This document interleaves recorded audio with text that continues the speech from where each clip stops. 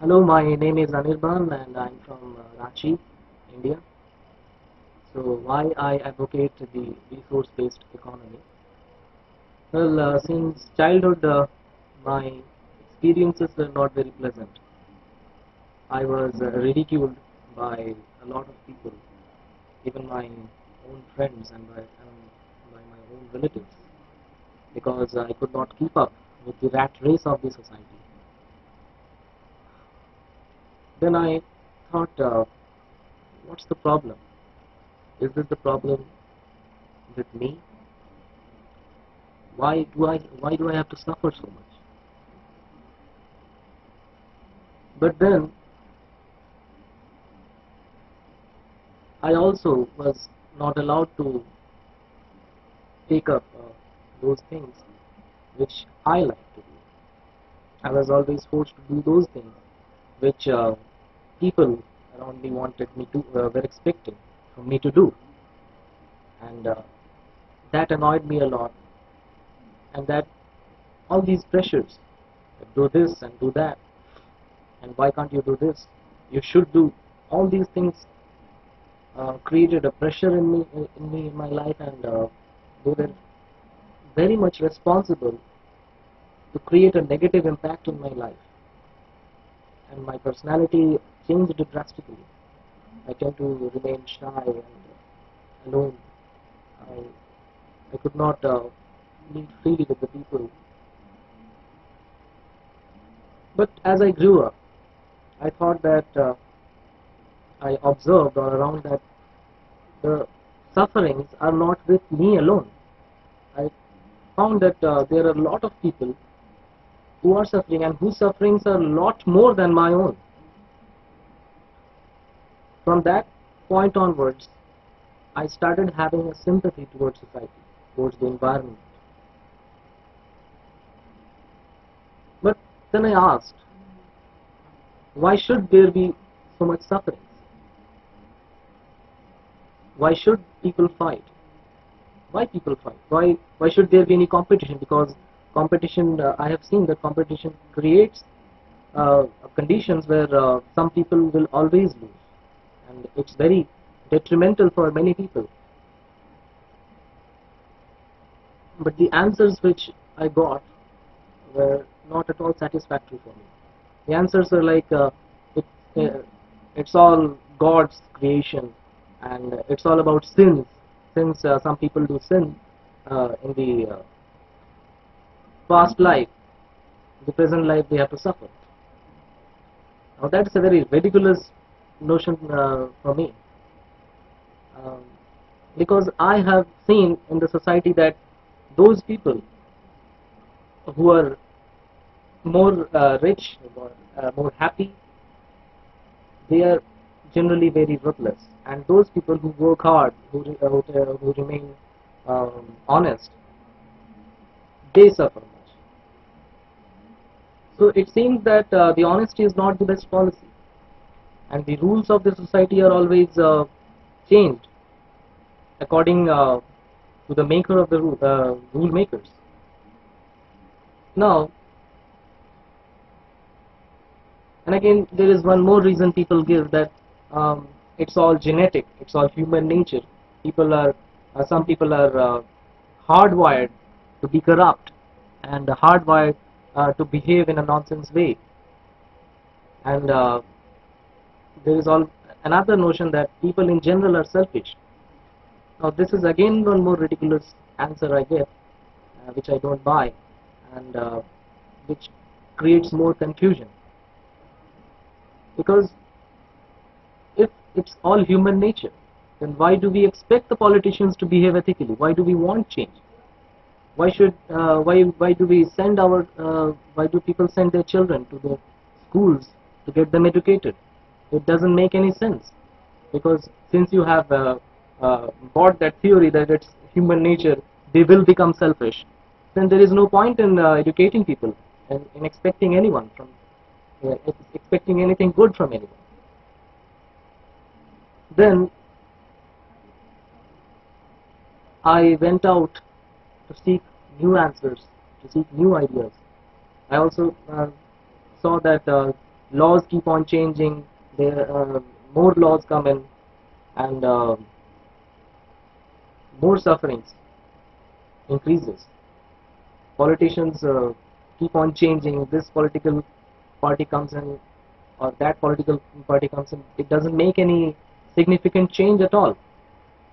So I thought that there should be a new direction or a new idea which should solve these confusions.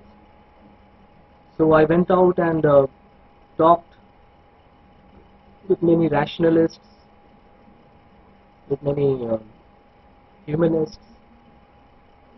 Some of them were communists, and even there I did not get any satisfactory answer, because yes, they were rational in some ways, and their solutions were also good in some respects, but in totality, I did not find any proper solution for the problem as a whole.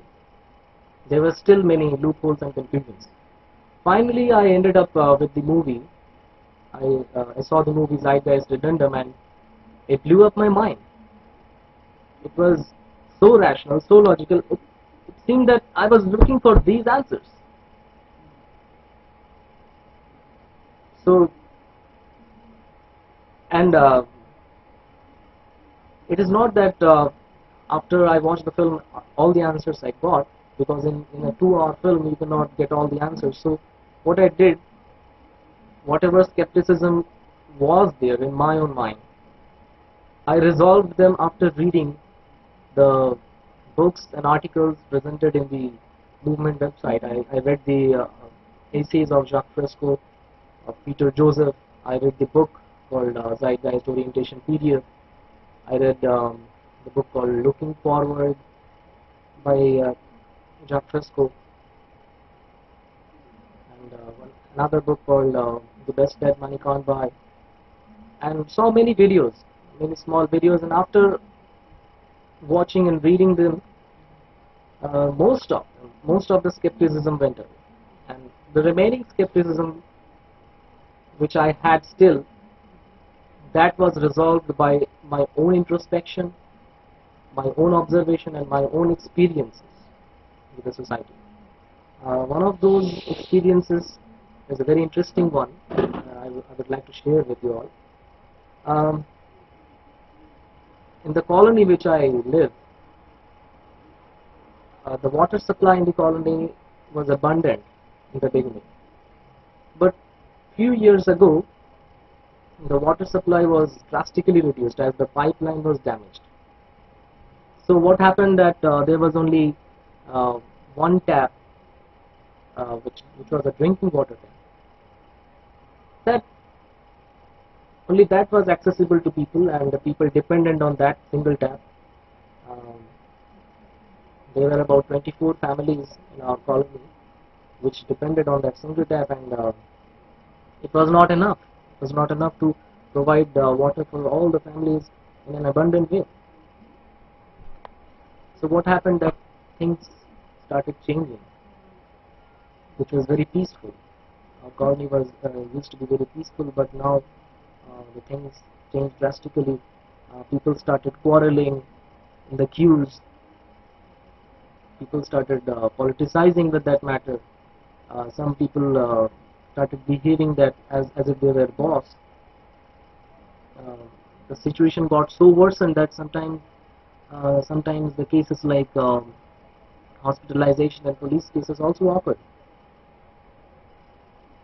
Then one day my father told that, okay, do one thing, write an application, um, a complaint application for the repair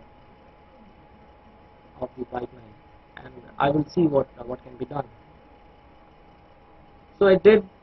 I wrote an application, and my father told me to get it signatured from all the members of the colony. So I went there. I went each and every house and took the signature. And while I was taking signatures, every even said that it's not possible, what are you doing, you are wasting your time.